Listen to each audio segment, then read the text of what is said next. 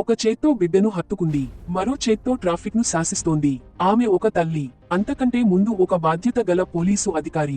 కన్న బిడ్డను గుండెలకు హత్తుకుని ట్రాఫిక్ కష్టాల్లో ఉన్న సామాన్యుల కోసం రోడ్డుపైకి వచ్చిన ఆ మహిళా కానిస్టేబుల్ సాహసానికి యావత్ రాష్ట్రం ఫిదా అవుతోంది. శనివారం రాత్రి సామర్లకోట ప్రధాన కూడలిలో వాహనాలు భారీగా నిలిచిపోయాయి. కిలోమీటర్ల మేర ట్రాఫిక్ జామ్ కావడంతో ప్రయాణికులు నరకం చూస్తున్నారు. నిజానికి ఆమె విధులు నిర్వహిస్తున్నది రంగంపేట పోలీస్ స్టేషన్ పరిధిలో. కానీ సామర్లకోటలో ట్రాఫిక్ చిక్కుల్లో ప్రజలు పడుతున్న ఇబ్బందులను ఆమె చూడలేకపోయారు.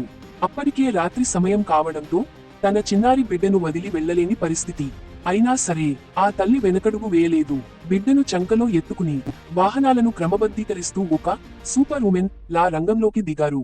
తన పరిధి కాకపోయినా యూనిఫామ్ వేసుకున్న బాధ్యతను గుర్తుంచుకుని ఆమె చేసిన ఈ పని ఇప్పుడు సోషల్ మీడియాలో వైరల్ గా మారింది.